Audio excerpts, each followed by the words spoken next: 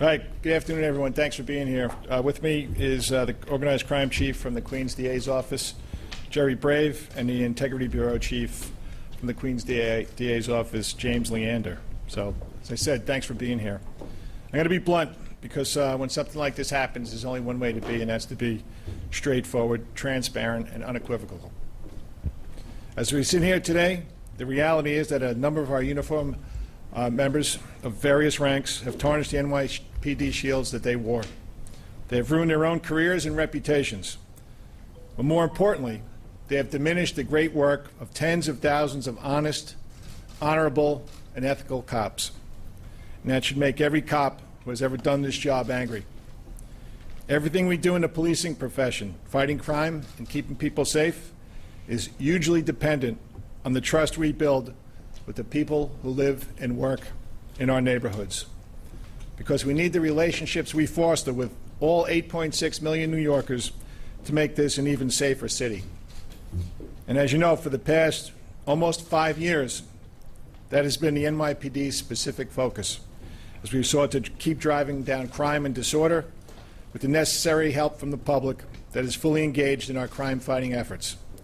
Yesterday, that trust was betrayed. News of these criminal activities involving people who raised their hands and swore an oath to stand up for ideals greater than themselves detracts from everything we've accomplished and validates those who harbor distrust for their police. But although it's a step backward, it's an episode that I know the NYPD and our city will rebound from together.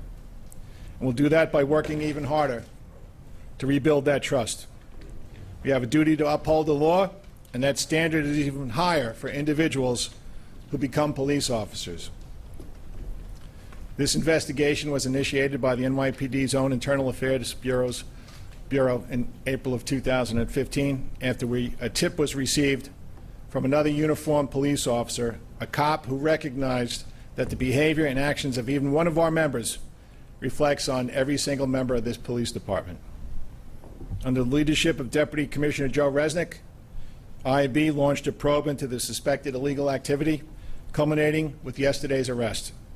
I commend the IB investigators working on this case, a case that is disheartening and disturbing to our entire police department. I want to thank the Queens District Attorney's Office, Judge Richard Brown and his staff for their partnership as we condemn and hold accountable anyone who betrays the public trust. The people we serve will never tolerate this, and neither will this police department. Deputy Commissioner Resnick will now take you through the case. Actually, Jerry Brave's going to make a statement before Joe Resnick tells you about the case. But please remember, this remains an ongoing criminal investigation. There might be some things we can't get into at this very moment. Thank you. Jerry? Thank you, Commissioner. I'm Gerard Brave, Chief of the Organized Crime and Rackets Bureau in the Queens County District Attorney's Office. And today, there were 6 indictments unsealed in Queens Supreme Court. The first of which charges a prostitution enterprise with 30 defendants charging 20 separate counts of promoting prostitution in the 3rd degree, bribe receiving in the 3rd degree, receiving reward for official misconduct in the 2nd degree. 3 members of the service were charged. Detective Renee Samaniego of the Brooklyn South Vice Enforcement Squad, Sergeant Giovanni Rojas Acosta, and Sergeant Carlos Cruz of the 69th Detective Squad. They were charged as accessories to the people who ran the prostitution enterprise because they provided protection in the form of confidential police information on ongoing investigations into the prostitution ring. They provided this information to the people who were running the prostitution enterprise and were so charged as criminal accessories.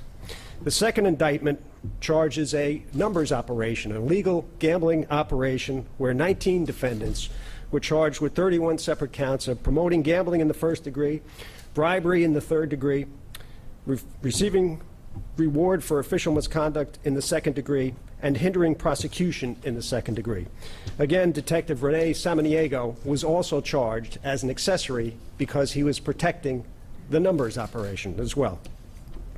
The third indictment is an example of a charge of corruption involving two police officers, Sergeant Cliff Nieves and his brother, Police Officer Stephen Nieves, who are charged with promoting prostitution in the 3rd degree and conspiracy in the 5th degree for promoting prostitution at a brothel for the sole purpose of having a bachelor party. And this location was at 42nd Street in Brooklyn. The 4th indictment, Police Officer Giancarlo Responte is charged with receiving a reward for official misconduct in the 2nd degree and 2 counts of official misconduct.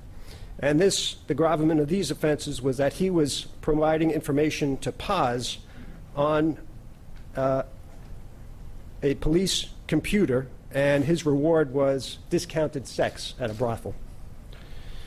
The 5th indictment charges Sergeant Louis Fiala of the 115th Precinct with official misconduct. The gravamen of these charges are that he gave raid information to Paz on the Foster Avenue brothel in Brooklyn.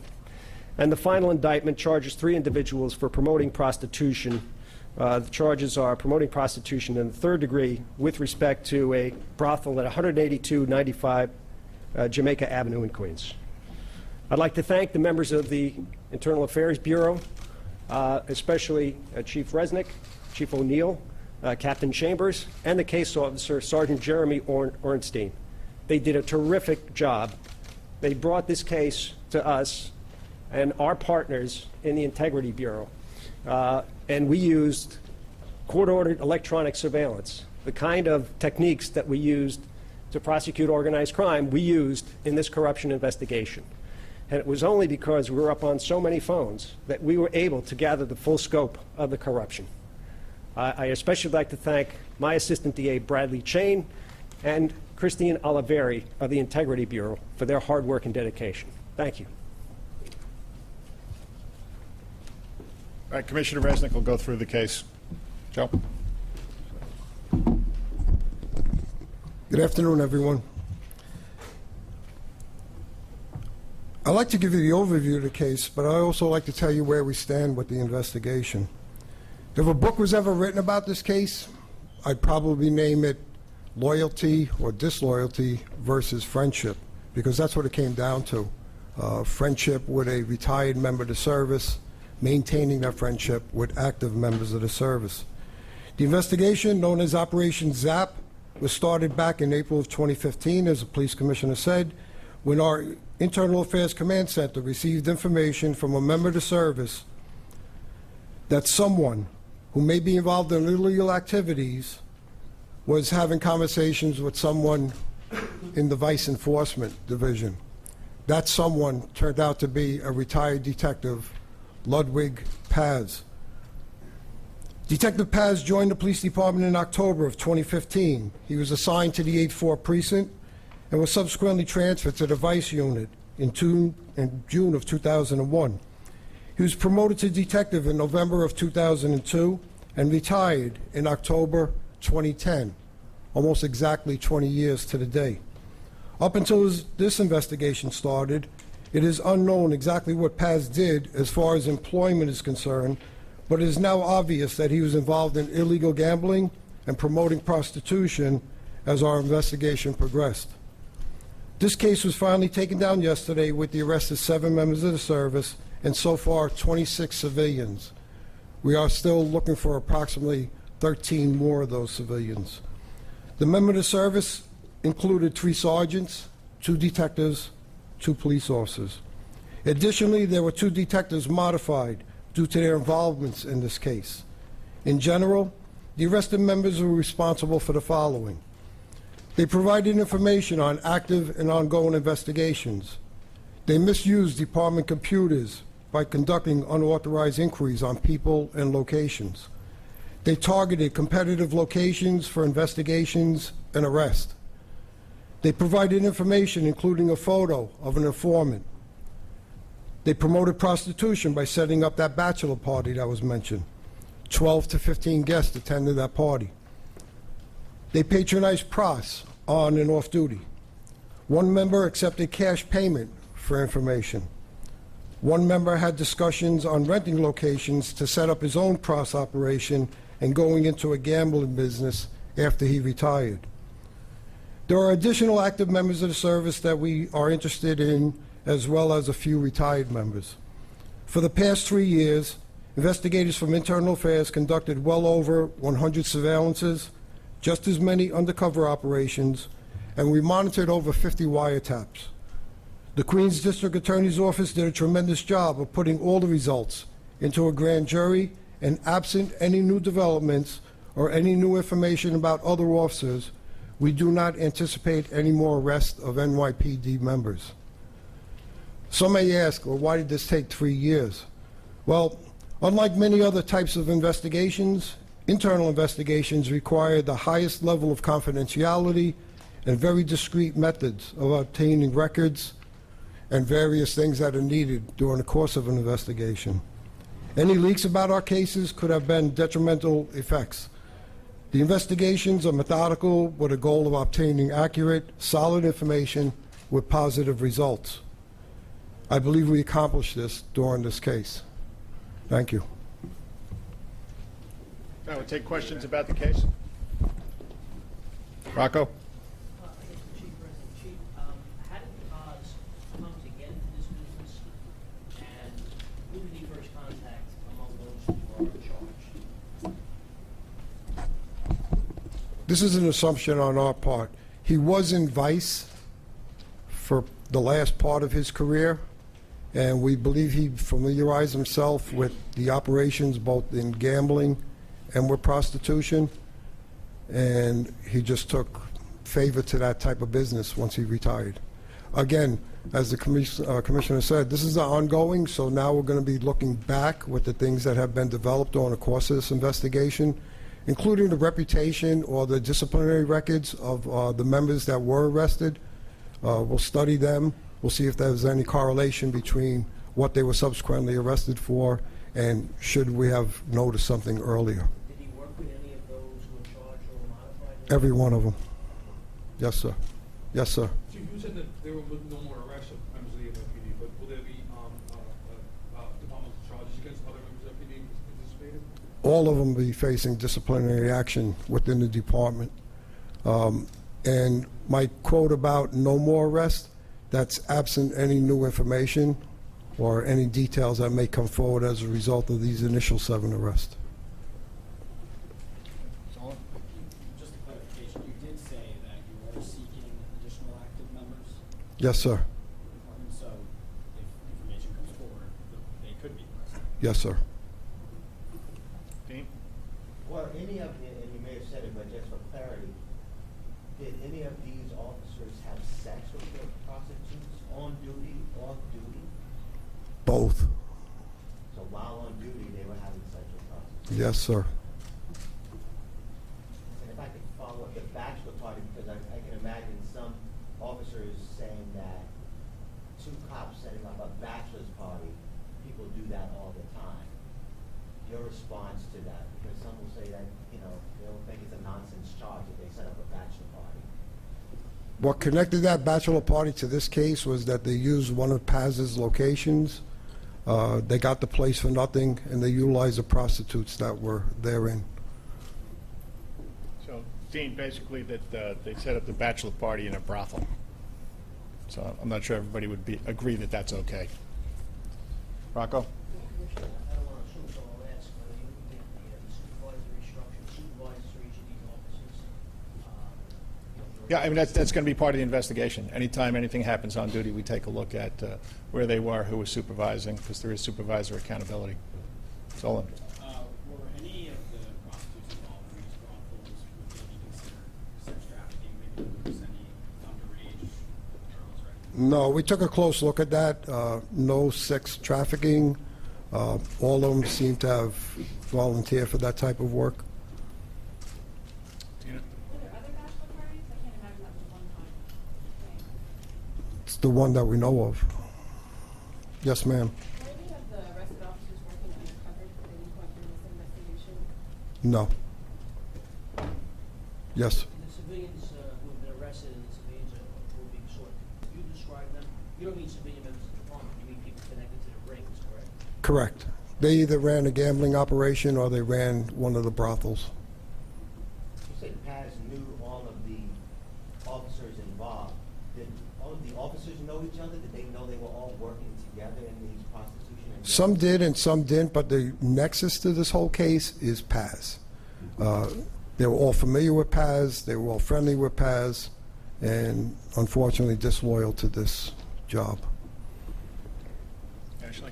Can you talk about how many of the officers who were arrested have disciplinary histories? We did find a number of lawsuits against them. Could you explain a bit about your decision to take this case state instead of federal?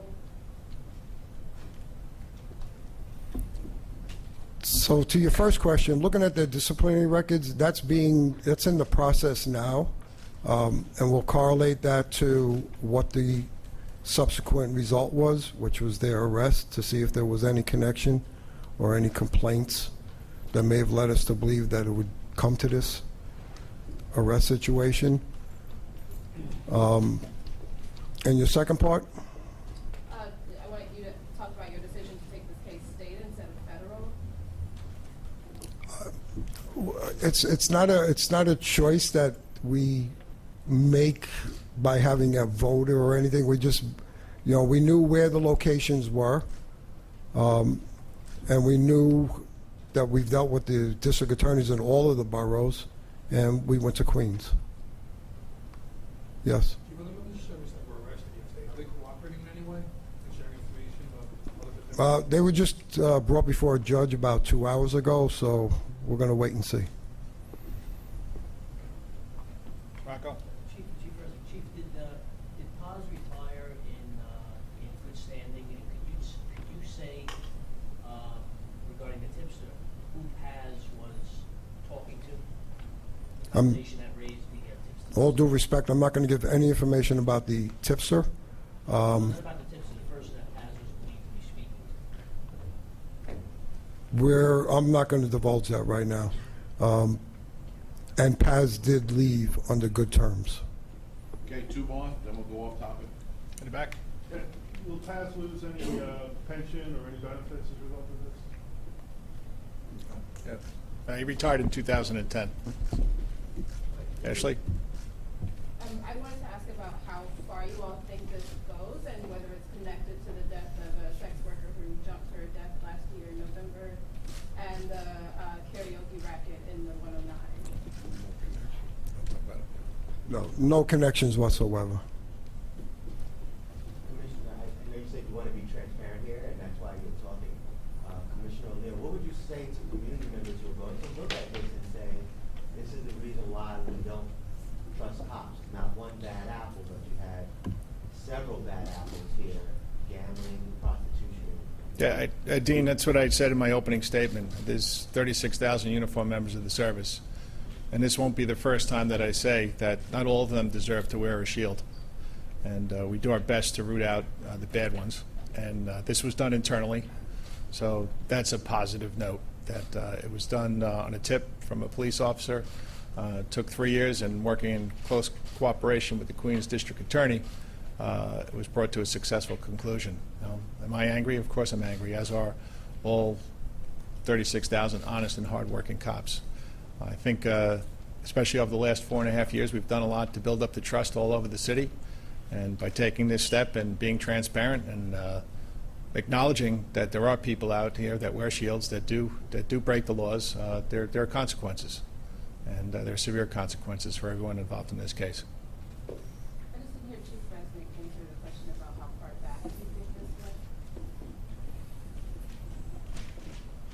Definitively, since we started the investigation in April of 2015, prior to that, now that we have the results of what we've learned over the last 3 years, we're definitely going to be going back now and see how much further it did, in fact, proceed.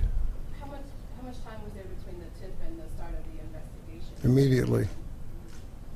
Okay, give us a minute, folks, and we'll reorganize and we'll go off topic. If I could ask Chief Shea to come up. Thanks, guys. Thanks, Jerry. Thanks.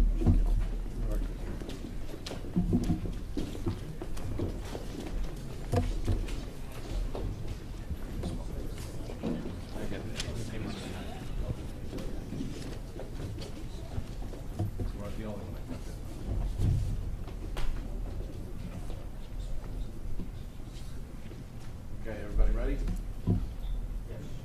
All set? Let's roll. Can you tell us about the update with the case involving Junior who was murdered over Sure. the summer? Dermot will speak about that. Dermot? Sure, Dean. So in terms of update, we have identified a 14th individual that we are currently seeking for arrest in connection with the murder of Junior Guzman. The 14th individual is a male Hispanic, 20 years of age, a member of the Trinitarios gang, and his identity is Frederick Then, and we are currently seeking that individual. What's the last name again? I'm sorry. Then, T-H-E-N. What was, you can explain a little bit, what was his? I'm not going to get into his role. Everyone is well aware of the incident in question. He is indicted. We can follow up on the exact charges. Solon? So State Senate candidate Julian Salazar said earlier this week that the spokesman for the Israeli Prime Minister, David Keyes, sexually assaulted her in his apartment in New York City in 2013. I'm wondering if any other victims have come forward to you and have made any allegations involving that individual.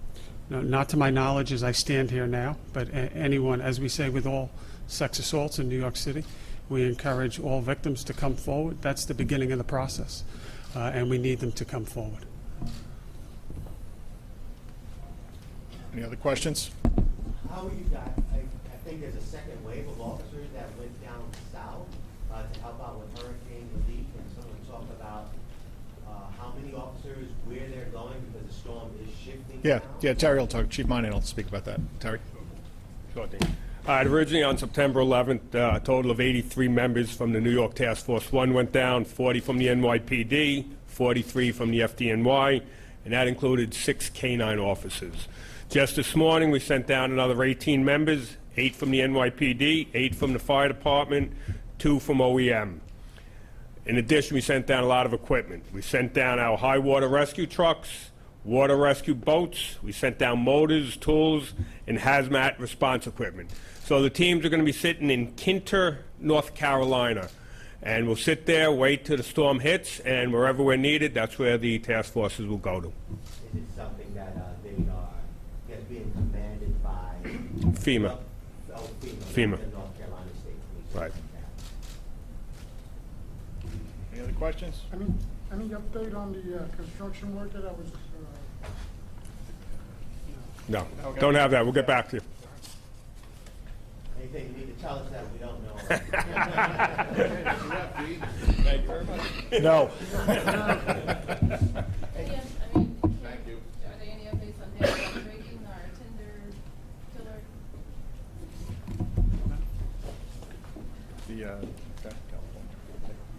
Can you just repeat that? I'm sorry. Do you have any update on Daniel Drayton, the suspected Tinder killer? No, unfortunately, there is no update. It's exactly as we spoke the last time. He's still being held in California, and we look forward to him coming here to face the 2 charges, one in Queens County and one in Kings County. Thanks, guys.